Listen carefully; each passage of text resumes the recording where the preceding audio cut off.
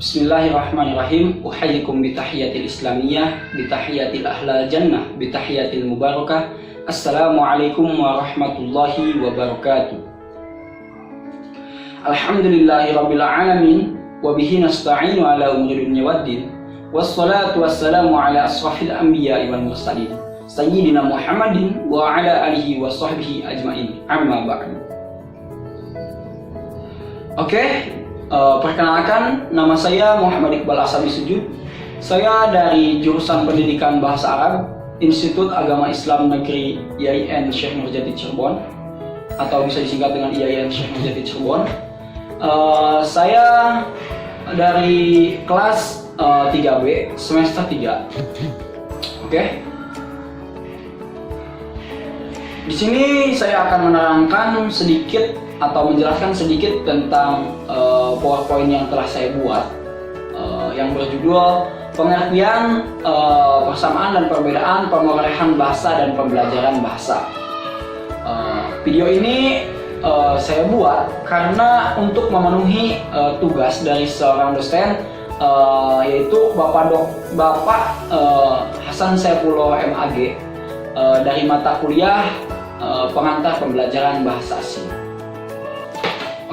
Kita mulai dari awal, yaitu pengertian perolehan bahasa.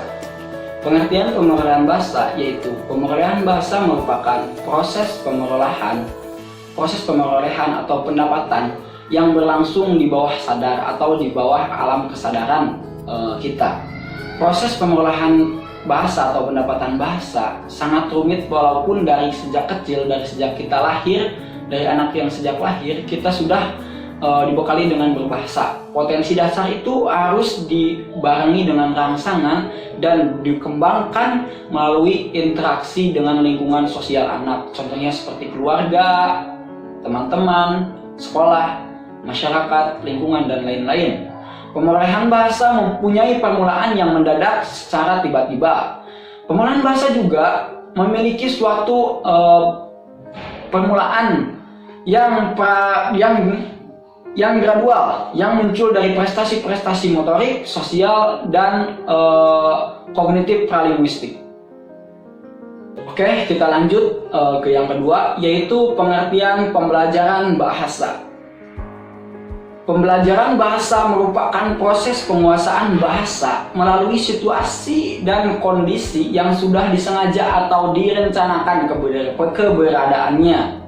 Melalui proses pendidikan yang formal, pengajaran bahasa hanya dapat dilakukan dalam situasi tertentu dengan acuan kurikulum yang telah diadakan dan disepakati bersama akan keberadaannya. Contohnya, pengertian pembelajaran bahasa yaitu bahasa yang diajarkan di sekolah yang telah diatur kurikulumnya oleh pemerintah atau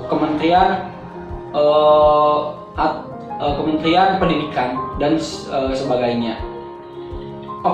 Kita lanjut kepada yang kedua, yaitu perbedaan perolehan bahasa dan pembelajaran bahasa.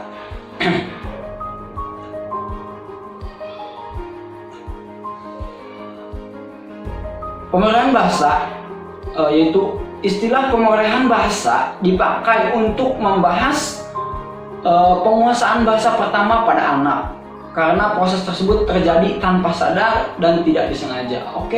Jadi secara alamiah, contohnya secara alamiah, perolehan bahasa itu didapatkan secara alamiah, tidak tanpa adanya pelajaran ataupun disengaja, karena kita tidak diajarkan dan ini tidak disengaja, tanpa sadar kesadaran kita. Dan untuk pembelajaran bahasa ini adalah bahasa kedua, second language learning, dilakukan dengan sadar dengan pembelajaran yang disengaja. Contohnya seperti di sekolah, kita sadar kita belajar dengan bahasa, dan kita dengan sengaja juga kita belajar bahasa di sekolah kita. Contohnya seperti itu. Kita lanjut kepada yang keempat, yaitu persamaan perolehan bahasa dan pembelajaran bahasa, yaitu sama-sama dalam segi praktek. Baik perolehan bahasa maupun pembelajaran bahasa pada hakikatnya adalah pembentukan adalah pembentukan kebiasaan berbahasa, sehingga ia memiliki kemampuan atau capability berbahasa yang dilakukan melalui serangkaian praktik berbahasa. Jadi kita itu dipraktikkan, sama-sama dipraktekkan dalam kehidupan sehari-hari kita dari segi berbahasa. Yang kedua yaitu dari segi meniru. Kegiatan meniru atau imitation atau juga peniruan juga berlaku bagi perolehan maupun pembelajaran bahasa. Peniruan itu baik dari aspek suara, kalimat, dan menggunakan konteks seperti itu. Mungkin itu saja yang dapat saya sampaikan. Kurang dan lebihnya mohon dimaafkan.